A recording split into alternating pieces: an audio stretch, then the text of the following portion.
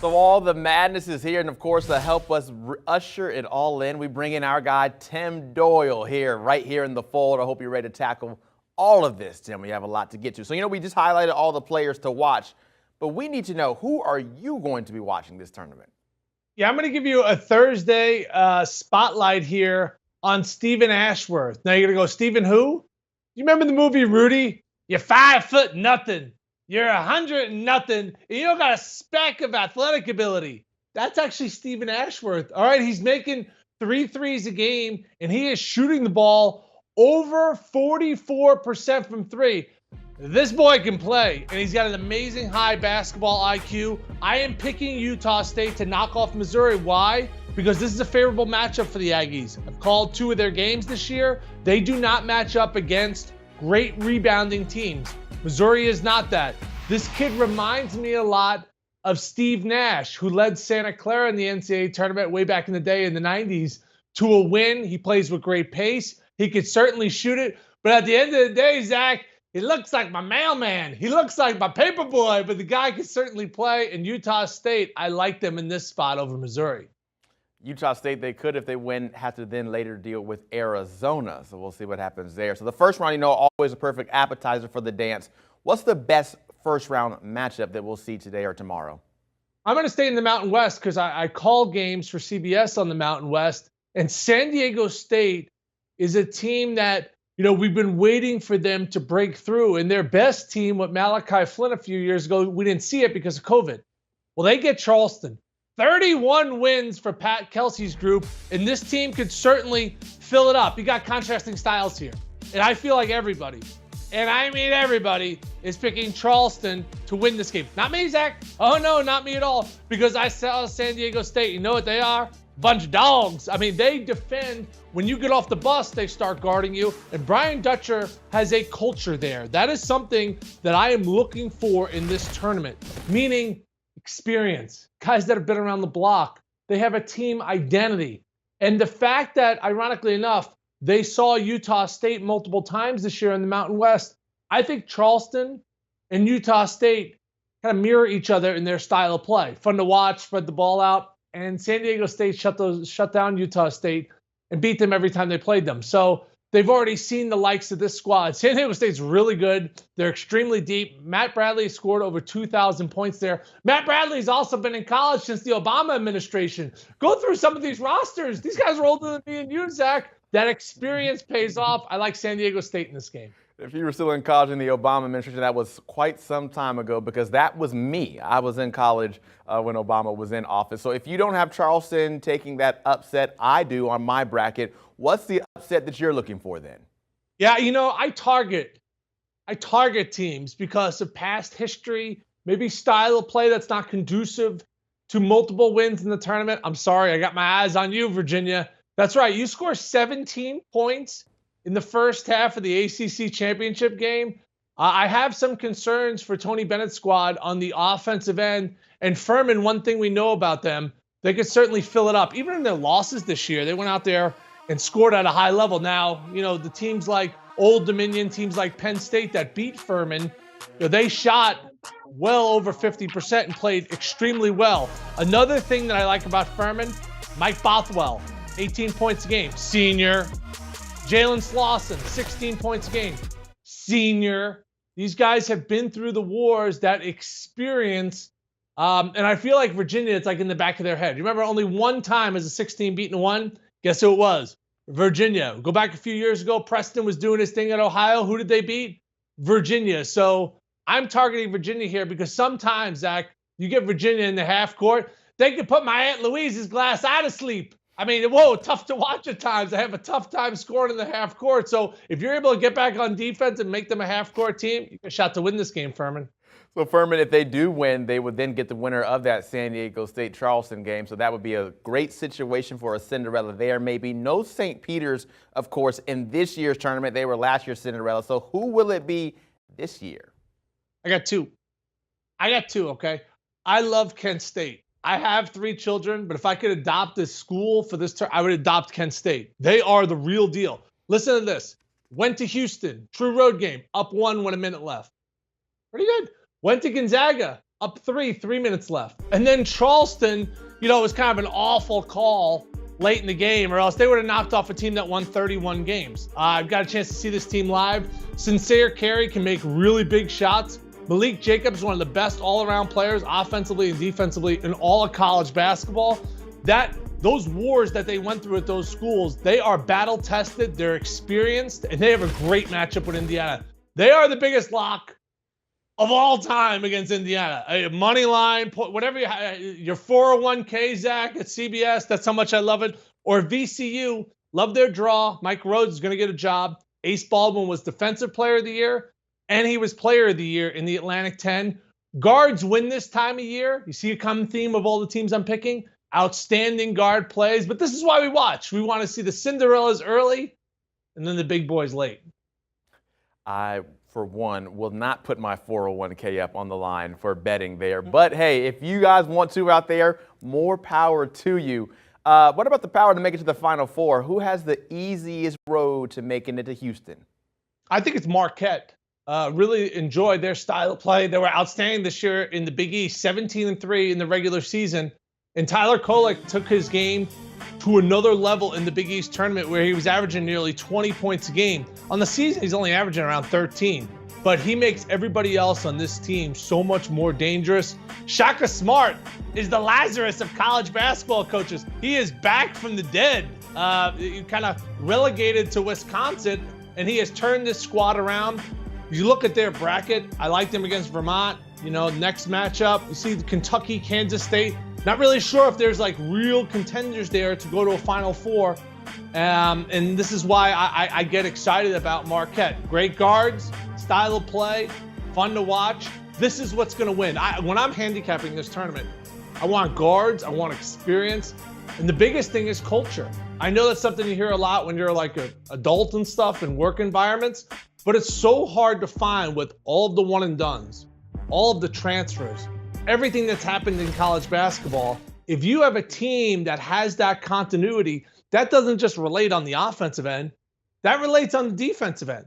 Sometimes you have to know, I got to pick up on the other side because that guy's not that good a defender. Sometimes when I do a show with some host, not like you, Zach, you're a professional, but Chris Hassel, when I'm on with him, I'm man, I got to carry a little extra weight because he doesn't go left really well. I know I got to help out Hassel a lot. With you, that's not the problem. Right. Continuity culture, Marquette has it, and they're going to be in the Final Four in my bracket. Yeah, we like culture. We like work on the left. You got to take the time in the gym to have all aspects of your game covered. Tim Doyle, I know you're not done with this, but thank you so much for this portion of the show. Make sure you check out the Eye on College Basketball podcast.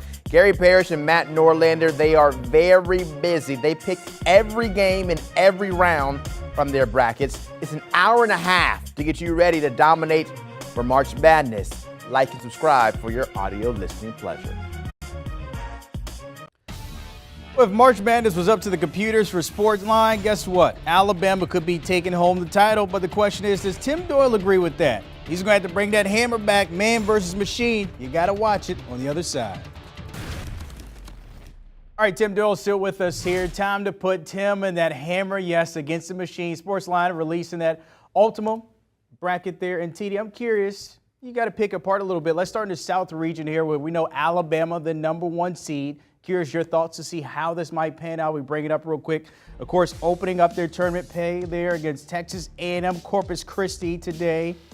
And then Maryland, West Virginia, San Diego State. But taking a look at that, they have Alabama getting through this one, Tim.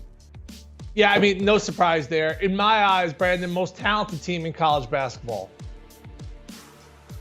All right, Maryland and West Virginia, they're 8 versus 9. Maybe one of those black and blue games there between those two?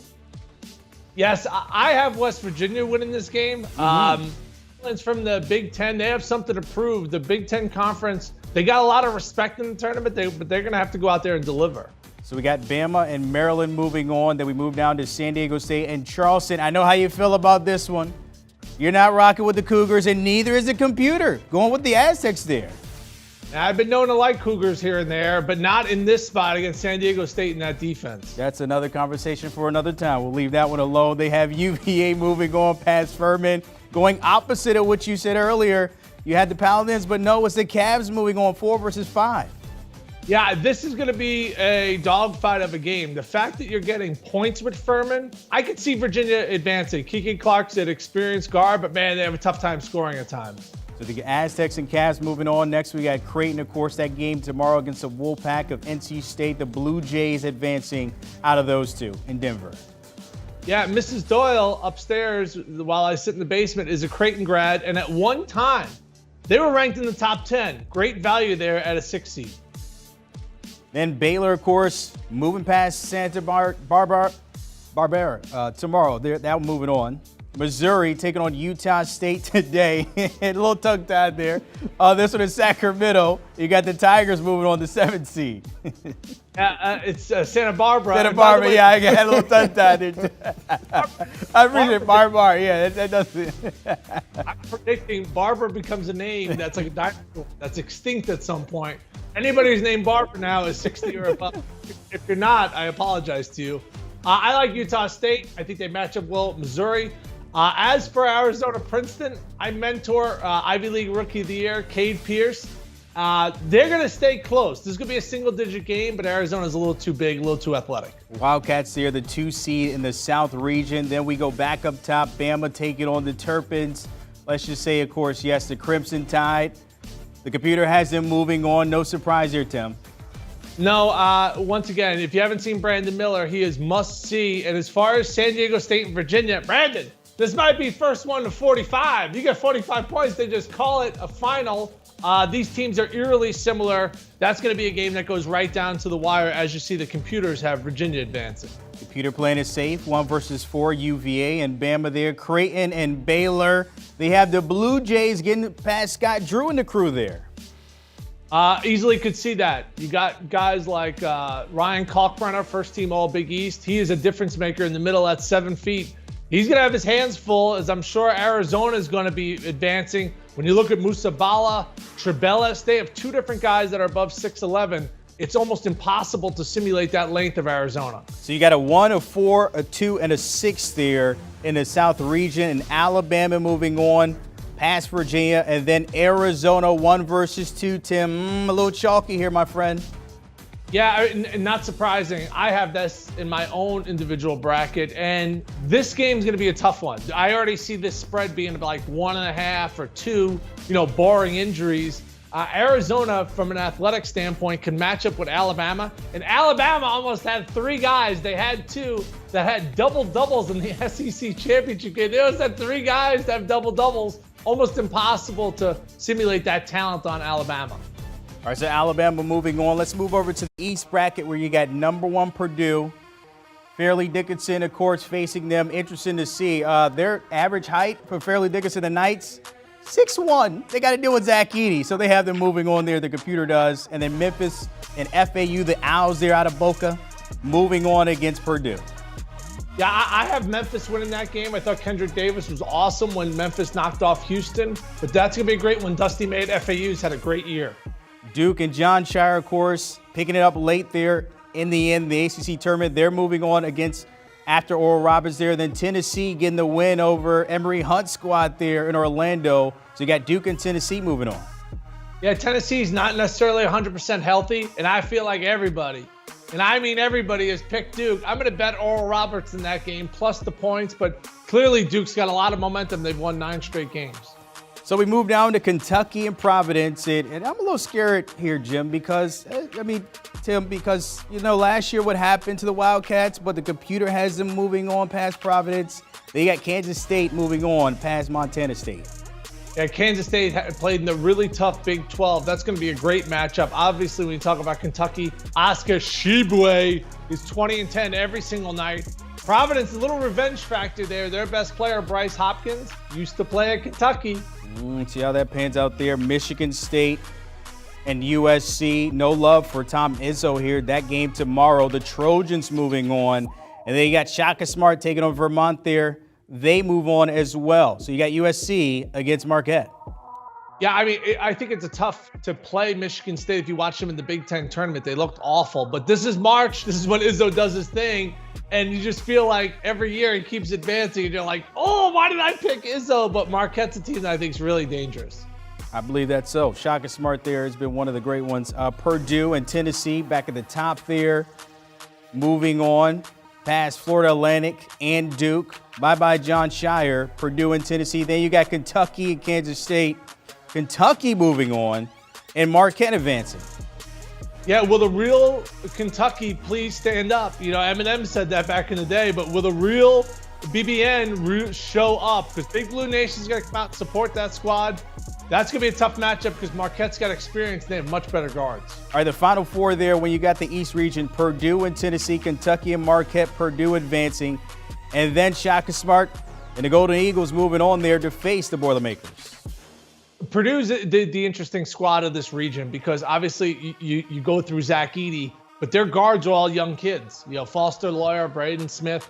They're going to not have to play not like freshmen. And unfortunately, you got to wonder, Brandon, is last year in the back of their head still there when they lost to St. Peter's? See how that pans out there. The Boilermakers moving on. Let's move to the Midwest side of the bracket where the Cougars, Houston, #1, taking on Northern Kentucky and Birmingham, Alabama today. 1 versus 6. Computer has Houston, of course, moving on there past them. And then Iowa and Auburn. They have the Hawkeyes moving in that 8-9 matchup. Yeah, Chris Murray is still there for Iowa. And I love the state of Iowa because they love beer and they love sports. 2 things that are top 2 in my priority in my household. It's a coin flip game.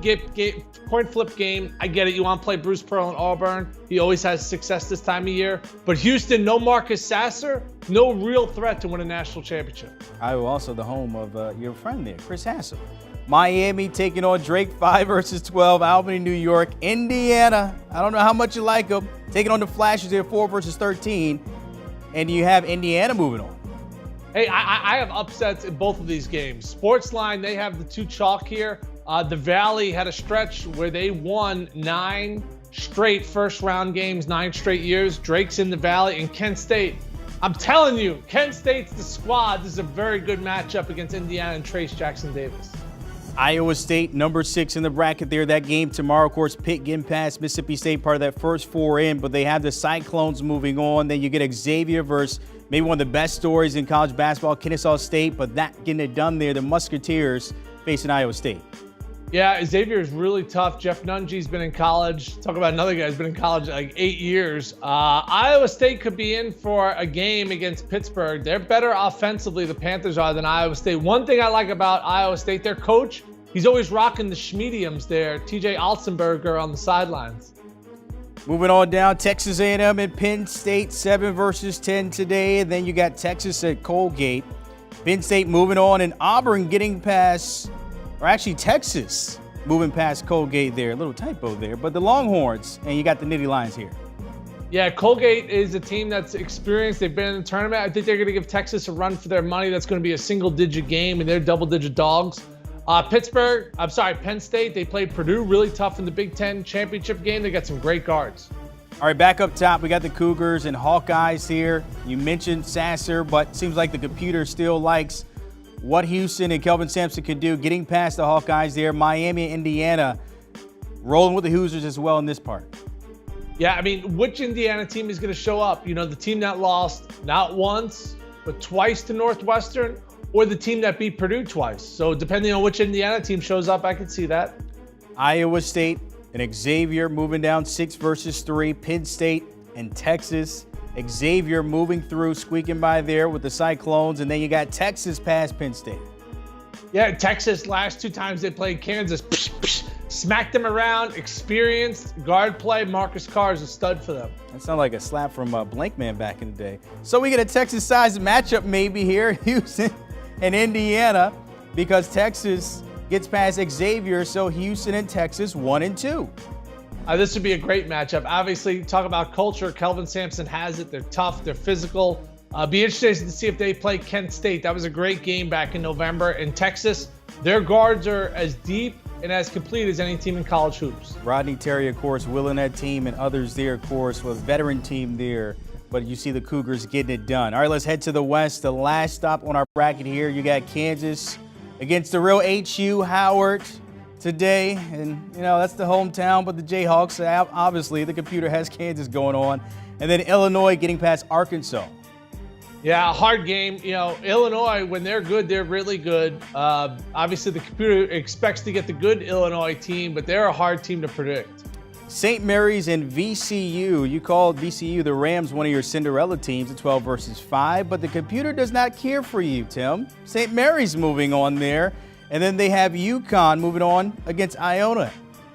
Yeah, my brother played at Iona, most assists in a single game there at 17, so I'm going to be pulling for the Gales. Their guards are really good. They're going to play UConn close in that game. There's got to be some upset somewhere. This computer can't be right. I don't know. TCU here in the Big 12. We talked about that conference all year long. 6 versus 11, Arizona State, tomorrow. And then Gonzaga against Grand Canyon.